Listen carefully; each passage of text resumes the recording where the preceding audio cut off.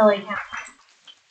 Little gas And if it were station. me, nobody would know for I'd a while. I'd You start try. showing up in really flamboyant, like Louis Vuitton. No, you gotta like take care of, you got steps you gotta take care of. Yeah, you don't go, before. yeah. Everybody's your best friend. There would be like limited Trust edition going. Jordans that you can't find anywhere. Yes, there you go, there you go. That's the tell. Yeah, Yeah.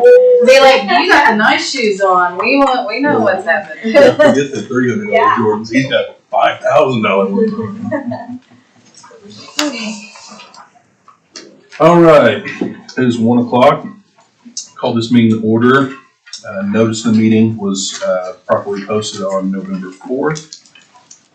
Item number 1, approval of the minutes, discussion of possible action regarding minutes of the regular meeting dated Tuesday, October 11th. Do we have a motion? Motion to approve. Second? Motion is second.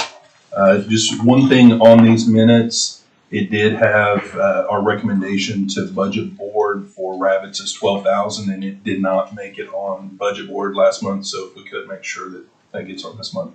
All those in favor say aye. Aye. Any opposed? Ayes have it. Item 2, discussion possible action regarding an update on employee benefits. Mr. Wilkerson. Good afternoon.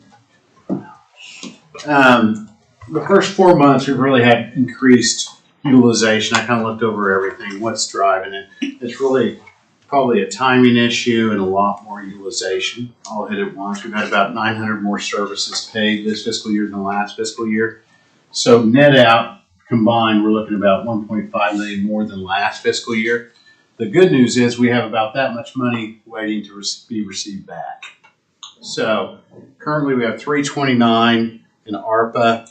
It's went to the BOCCs, went to the budget board. Now it has to go back to the BOCC to figure out how to print a check so we can get it into employee benefits. There's 2 more that were on the BOCC that have to go to the budget board, then back to the BOCC again.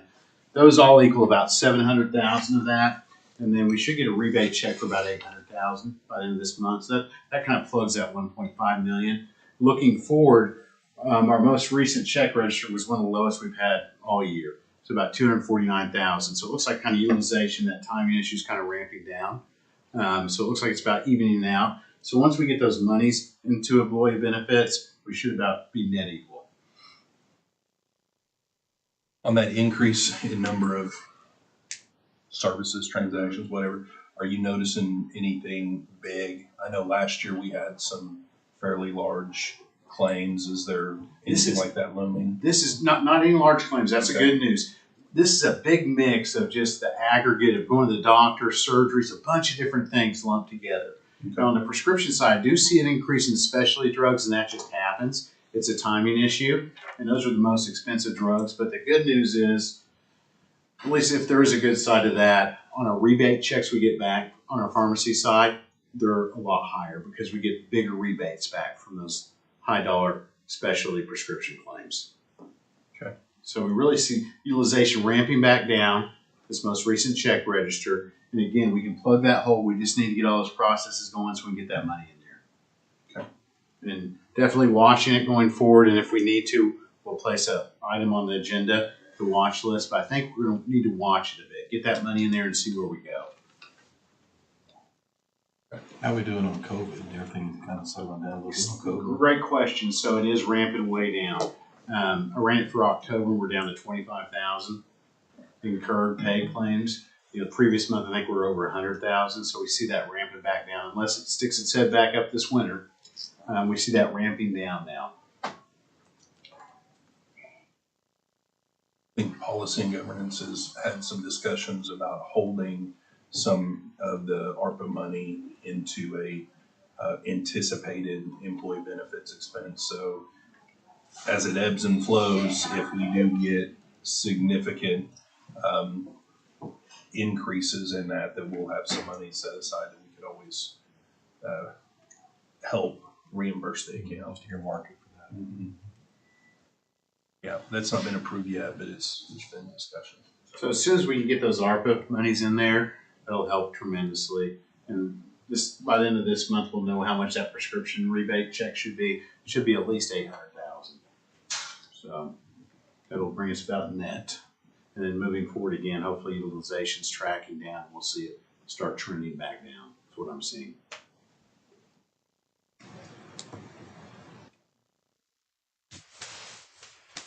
Do you have any numbers yet as far as percentage of utilization on our employee screenings?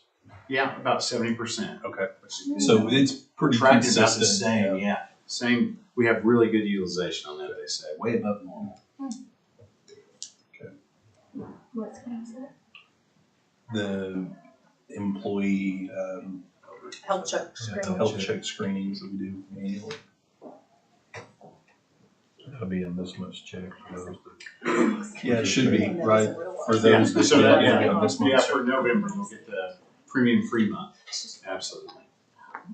And that blood test, did they test for antibodies? They did, they did. I'll Yeah. bring mine. They did. I think it was the last line or something. I on the printed it report. off, I just haven't, I looked at the first page where it's like the colors, and I was like, okay, nothing Yeah, worried about. and they actually had But I like haven't. two lines on it. One, I can't remember what they were, Yeah. how it was delineated, but there was two different lines related to I'm antibodies. curious. All right, Motion to receive the update on employees' benefits. got a motion and a second. All those in favor say aye. Aye. Any opposed? Nice job. Thank you. Ayes have it. Thanks, John. And there are some of our vendors across the hall if anybody wants to get any information. Item 3, discussion possible action regarding any items currently on the BET watch list. I will make one correction prior to it going to budget board based on what you just reminded me that the 12,000 was not on their agenda last time. So I'll move it back to the front, under the recommendation column. Thank you. We'll get that fixed before.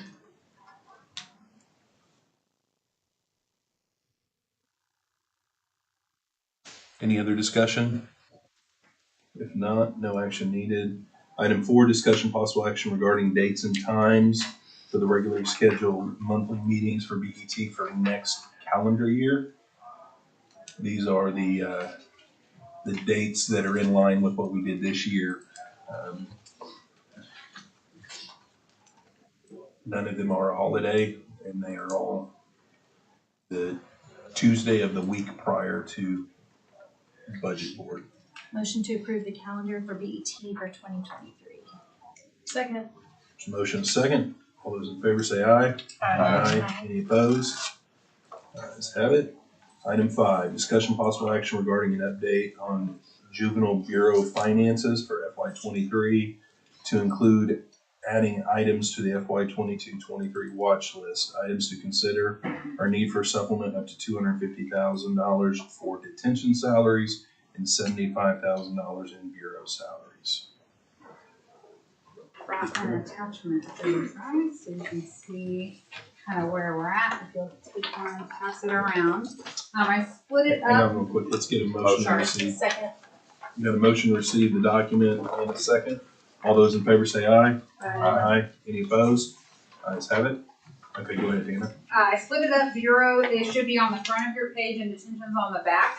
The last time Jamie came in September, she said we wanted to wait until roughly October to give you guys an update because we wanted to see where we were at with the raises.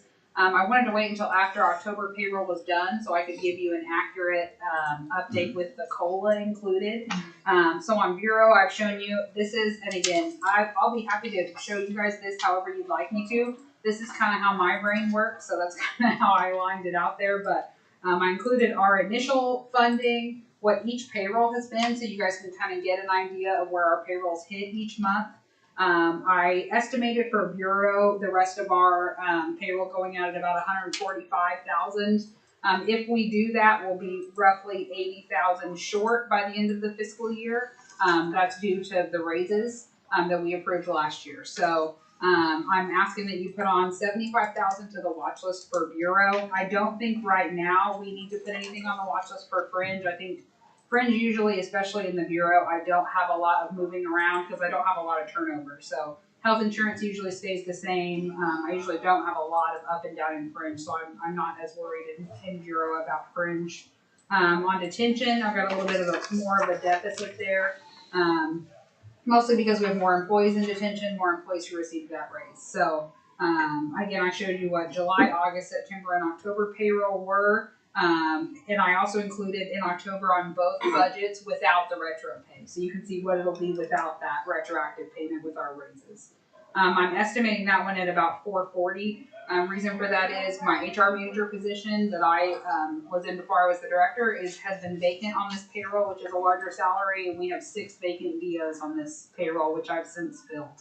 So I'll have those kind of outlined, and it really ebbs and flows on detention fringe for me because it depends on each class that comes in. If I have all the class claim family, that's a huge expense versus most of the time I only have half of them claim insurance, and if I do, a lot of them claim single, so that it really is kind of a guessing game each month when I have a new cadet academy come in. So I'm not asking for anything to be put on the watch list at this time for detention fringe, but I am asking roughly $250 for the watch list for detention salaries. I'm hoping to come in under that, but I just kind of wanted to show you guys how I'm forecasting right now. What's your breakout on staff for bureau as well as detention? Roughly, I'm 65% of my staff are in detention, 35% are in the bureau. I'm at about 155, 160, give or take, depending on who I've got on staff total. If I recall, the turnover rate is 50%. Yeah, it's much higher in detention than it is in the bureau. Throughout the course of the fiscal year, I have 79 detention officer, sergeant, or below positions. I'll turn over 79 of those. It doesn't mean I turn over every position, but some positions I may turn over twice. It just kind of depends on what's going on. I know stuff's hit me like it's hit. I know I've seen some of your guys' postings sit for a couple weeks on InfoZone. It's tough to hire right now, especially with the DOs. But we've been, thankfully, knock on wood, we've been able to stay almost fully staffed with this last couple academies. We found that it does better for us if we'll do an academy every other month. It makes a higher volume of class for us, and for whatever reason, if we have more people start at the same time, we have more people stay. If it's a smaller class and then you see one person drop out, then it's almost like a domino effect with them. So we've noticed that larger classes give us more retention there. So that's what we've been trying for the past couple cadet academies. On the detention and the bureau, for example, on the bureau, so it's $145,000 a month. Is that fully staffed with raises? That is my current staffing with raises, yes, right now. Current staff, okay. It's my current payroll with raises. That's what I'm estimating. Okay. Obviously, there may be weeks where I have, less DOs or more POs, over across the board. It's not a FTE fully filled 100% of the time because I know I'm not going to get there. So for the whole month, the whole year. So it's not a doomsday scenario, if that's what you're asking.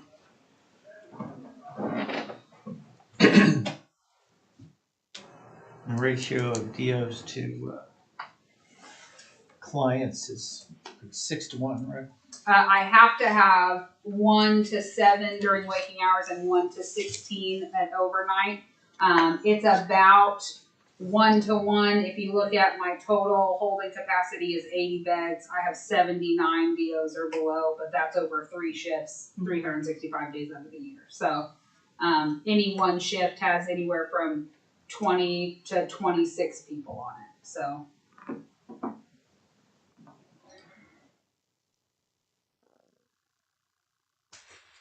Okay, any other questions?